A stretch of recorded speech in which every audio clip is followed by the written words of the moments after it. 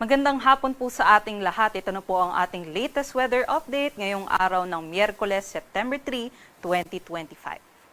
Kanina nga pong alauna ng hapon, nakalabas na po ng ating Philippine Area of Responsibility itong si Bagyong Kiko. At sa ngayon po ay huli po natin itong namataan sa layong 1,100 kilometers east-northeast ng extreme northern Luzon.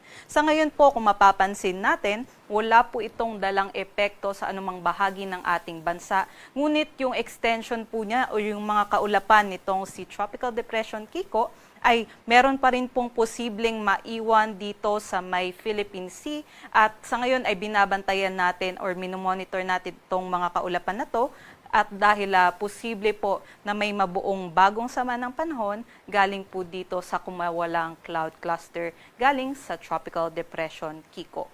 Samantala, southwest monsoon pa rin po ang patuloy na nakakaapekto sa malaking bahagi ng Luzon at Visayas, particular na po sa kanlurang bahagi ng Luzon at Visayas dito po sa may Batanes, Babuyan Islands, pati na rin po sa Ilocos Region, Cordillera Administrative Region sa may Cagayan, Isabela, dito din po sa may Zambales, Bataan, pati na rin sa may Western Visayas. So ito nga po mga nabanggit na lugar ay makakaranas ng makulimlim na panahon na may kalat-kalat na pag-ulan, pagkulog at pagkidlat ngayong hapon po yan hanggang bukas ng umaga. Pero sa nalalabing bahagi ng ating bansa, particular na din po dito sa may Metro Manila at sa Luzon ay asahan naman natin na magkakaroon tayo ng maaliwalas na panahon, ngunit mataas po yung tsansa ng mga isolated or localized thunderstorms.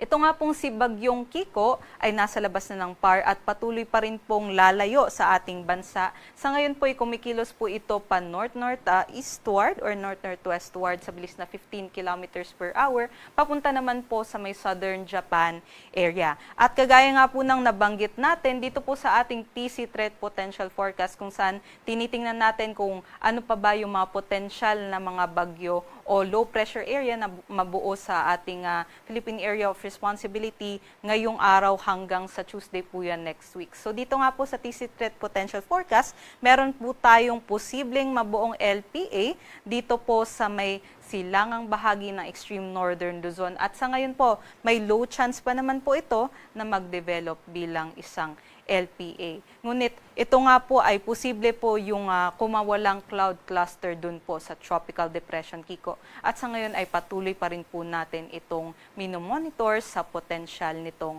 pag-develop.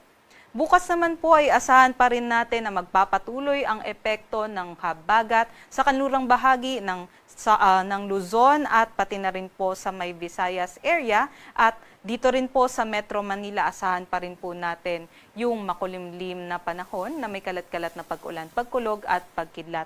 Pero sa silangang bahagi po ng Luzon, asahan po natin ang maaliwalas na panahon, ngunit mataas yung tsansa ng localized thunderstorms pagdating ng hapon o gabi.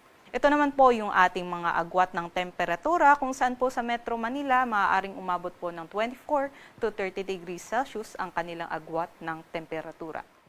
Dumako naman po tayo sa Palawan, Visayas at Mindanao kung saan humina po yung epekto nitong habagat dito po sa may areas ng Palawan, Visayas at Mindanao at ang aasahan lang po nila ay bahagyang maulap hanggang maulap na kalangitan at mataas na tsansa ng mga afternoon rain showers. So ito naman po yung mga agwat ng temperatura na aasahan natin kung saan medyo may kataasan po yung ating mga maximum temperatures which ranges po from 31 to 32 degrees Celsius. Para naman po sa ating sea condition, wala naman po tayong nakataas na gale warning sa anumang baybaying dagat ng ating bansa at yung ating mga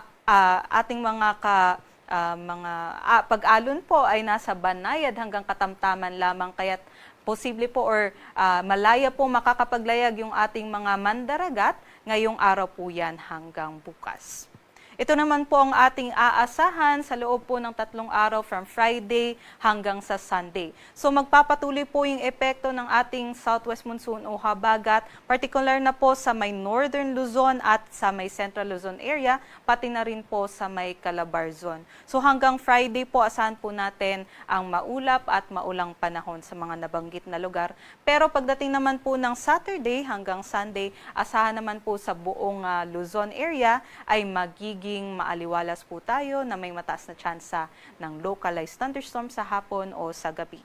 Included na din po dyan dito po sa may Southern Luzon area, kabilang na nga po ang Bicol region, kakaroon po tayo ng maaliwalas na panahon.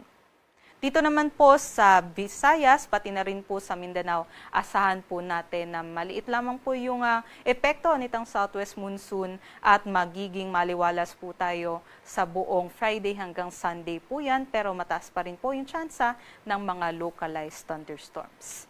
Para naman po sa Kalakhang, Maynila, ang ating araw ay lulubog mamayang 6 p.m. at bukas naman po ito po'y sisikat ng 5:44 a.m.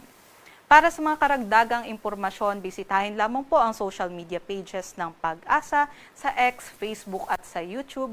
At para sa mas detalyadong impormasyon, bisitahin ang aming website sa pag-asa.dost.gov.ph.